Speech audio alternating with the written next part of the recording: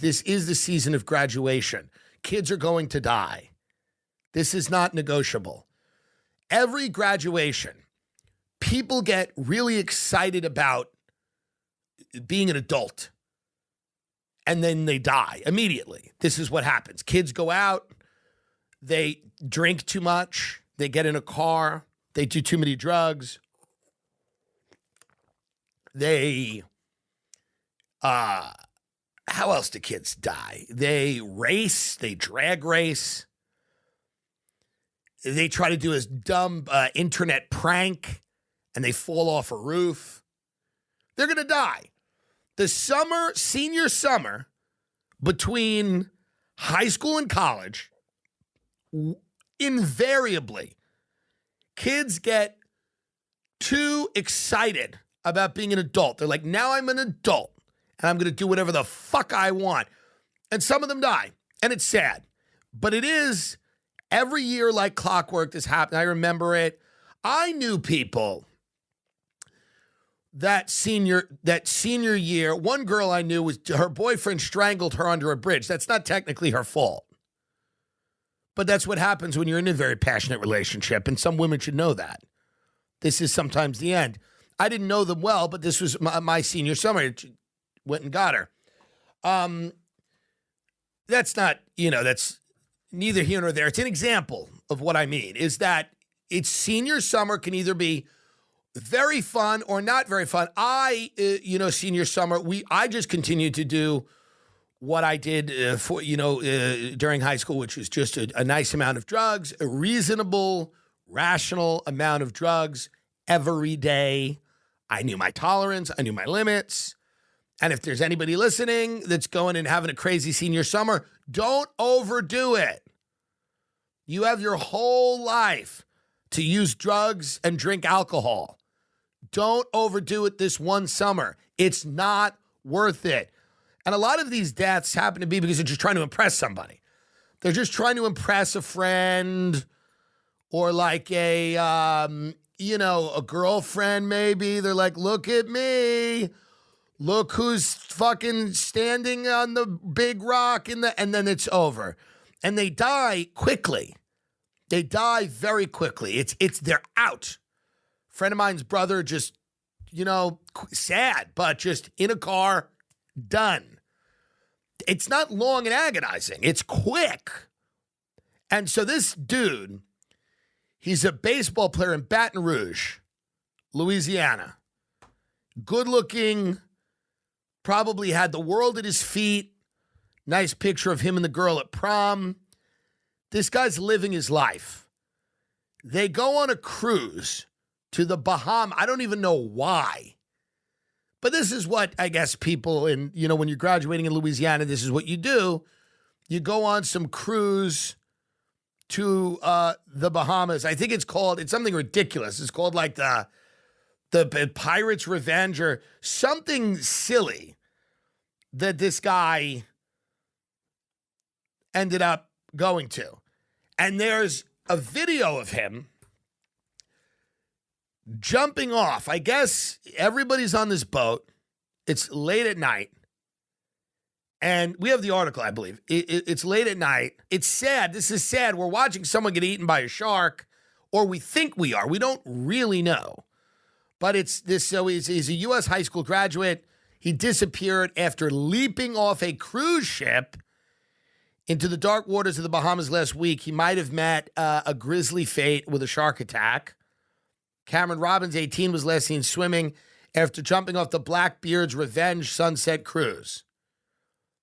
The Royal Bahamas Defense Force was like, yeah, the waters are very shark-infested.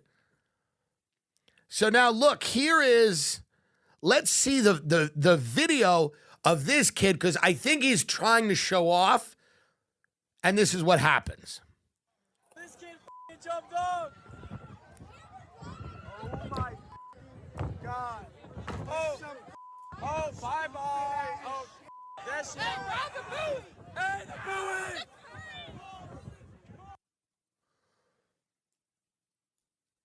Wow. Let's watch it one more time because it's dark and it's grainy, but there's a moment in the video when you could see He disappears. I think people are thinking that he was pulled underwater by the shark. Now, again, just before we watch it again, this is a moment in this kid's life, and some of these moments define your life. You may not want to hear this. I don't know how many people listen to this show that are young. Some of them might. But there are moments that define your life, and you don't even know it. Like, you don't even know it. And sometimes it's too late. That guy wanted so badly to be a badass, to stick out, to get attention, to be seen as a fucking crazy dude. He want now because the kids, they watch all these people do pranks, and I'm friends with some of them, the Nell kids and whatever.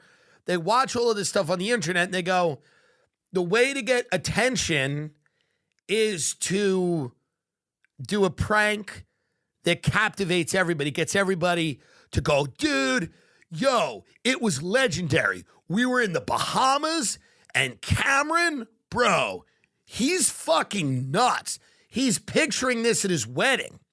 He's picturing at his wedding, his best man's going to be like, Cameron, hey, Jessica, you're getting a fucking crazy guy.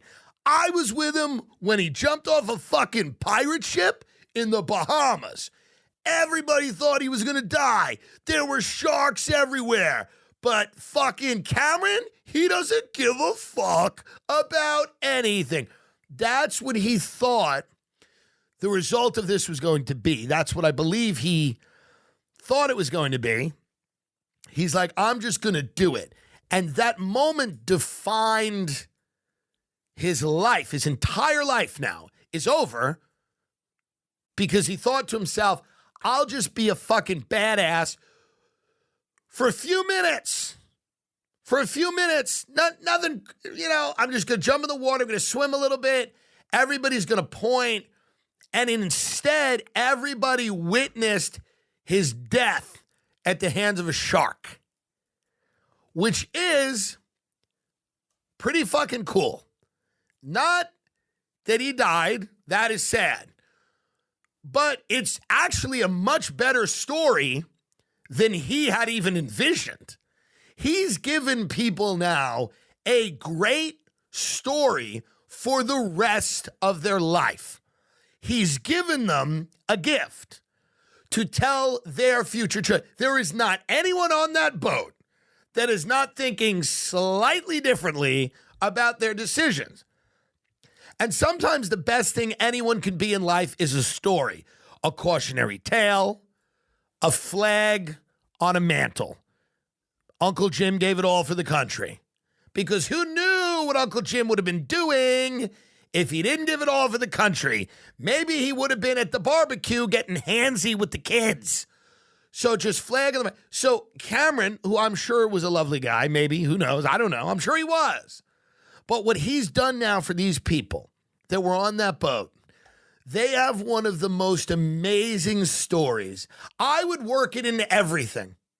I don't care where I was or what I was doing. I would always bring it up. I would go, get this, high school. We're on a cruise in the Bahamas. All of a sudden, this guy, Cameron, baseball player, had it all going for him.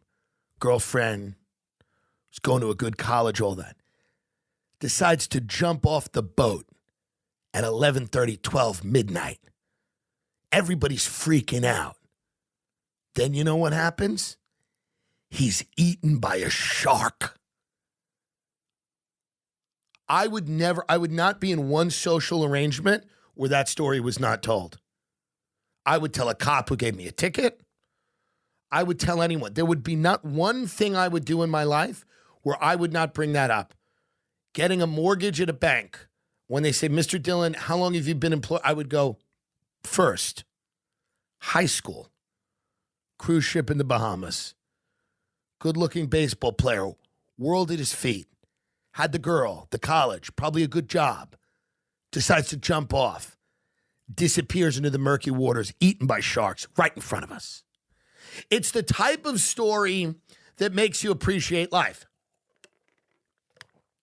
And and I'm sad about this. I don't want this. I'm against this.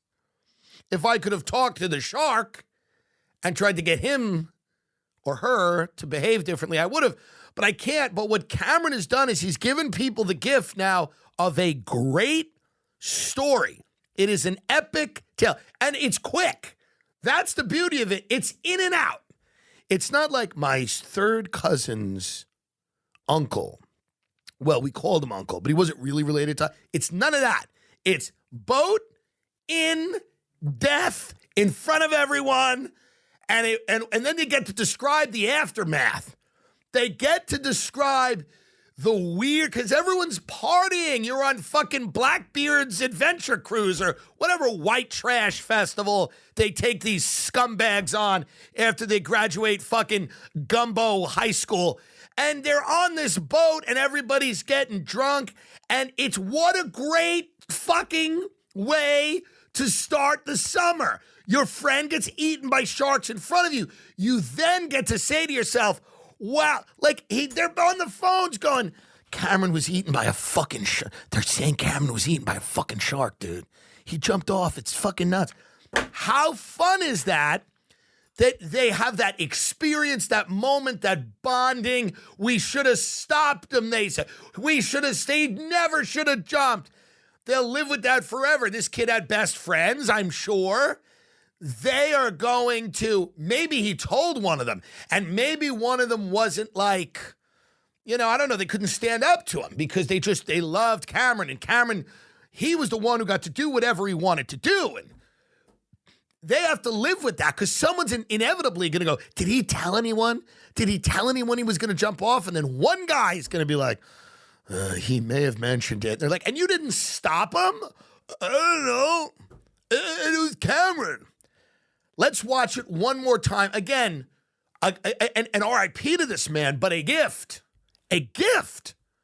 Not only can you see a shark in the video. Oh, you can? You can. But you hear somebody in the background go, bye-bye. Well, that's interesting. That shows how callous children are now, huh?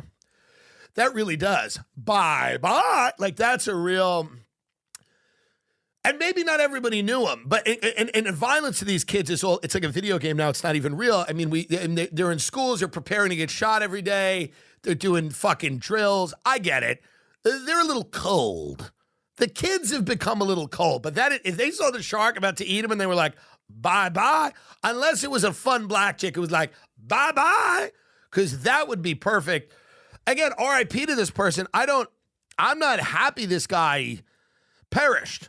But it was in a way that will teach people everyone learns a lesson on that boat. Deaths were prevented because people are going to look at that and they're going to go, yeah, maybe I shouldn't drive 120 miles an hour to impress my girl. It's going to impact people's behavior in a range of different ways. Let's watch this video again. This is very sad. A guy jumps off a boat here and gets eaten by a shark to teach others. Jumped off. Oh my. You can kind of see the shark. Oh, bye-bye. Oh, that's it. Hey, grab the buoy. Hey, the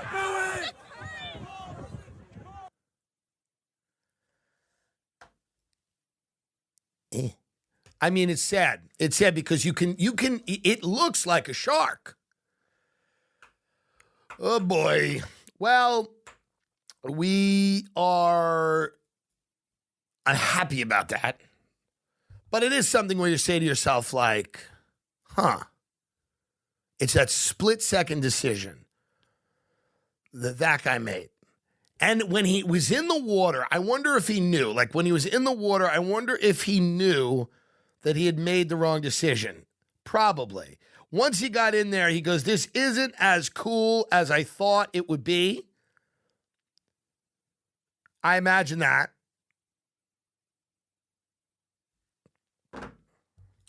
President, I can show you the shark real quick. Oh, please show me the shark. Where is it? It's about 3 seconds in. See it coming from the left side here. Right. Oh, yeah, that's right. You can just see the way it turns, too.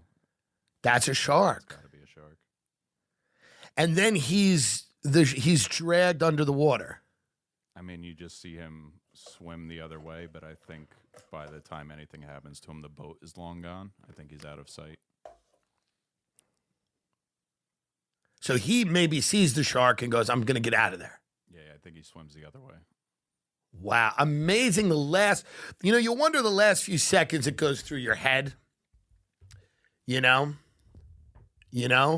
like the last few seconds he's in the water, he sees the shark. He goes, fuck, this is the cost of fame. On that little level, on that small, microscopic, who cares level of just being known to everyone on the boat. That's the cost of it. That's the cost of being known. Wow. Because it could have worked out. He could have came back on the boat. Everyone could have loved him. You're the fucking craziest dude. I had to do it. He's telling everyone, it's the fucking Bahamas, man. I had to do it. But it went the other way. It went the other way. It's like Britney Spears. Fame can be Tina Turner, where you have this great long career. You move to Switzerland. You marry a guy who doesn't hit you. You live till 80, whatever. You enjoy yourself. You die a legend. Or fame can be Britney Spears, where they keep you in a cage for 10 years. They let you out. We all go, you need to go back in. And it's horrifying to behold.